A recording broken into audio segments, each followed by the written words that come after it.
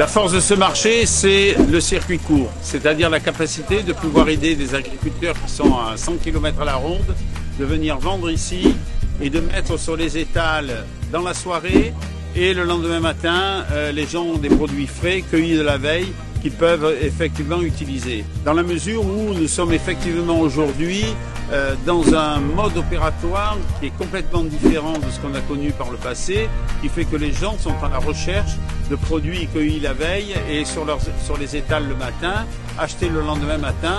C'est quelque chose qui effectivement est nouveau dans la manière de fonctionner pour les acheteurs et c'est quelque chose qui correspond à l'histoire de ce marché qui a toujours été conçu de cette matière et qui finalement a été précurseur dans la manière de promouvoir les fruits et légumes sur un territoire. Mais c'est aussi ce qui fait la richesse de l'économie de notre commune parce que la présence de ces agriculteurs sur ce territoire, puisque nous sommes loueurs de place sur ce marché, est une des forces économiques de notre commune. Ce mode de récolter des fruits et légumes, les vendre le lendemain sur le marché, c'est ce qui devrait exister maintenant partout dans tous les territoires.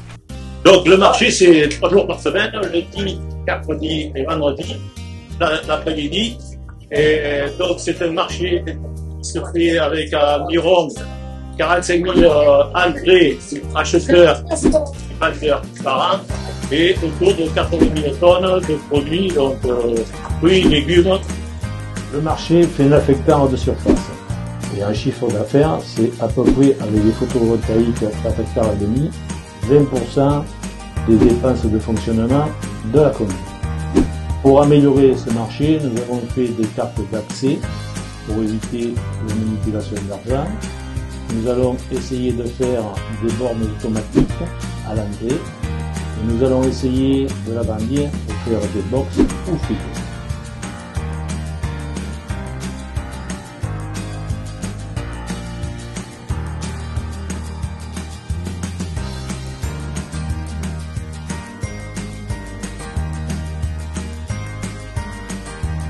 Alors c'est un marché exclusivement réservé aux producteurs de la région, voire un peu plus loin, mais en général de la région, agriculteurs-producteurs.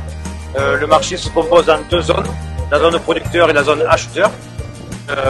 Pour pouvoir rentrer sur le marché en tant que producteur, il faut nous présenter une attestation de MSA, une assurance et un relevé parcellaire, pour prouver qu'on a des terres collectives.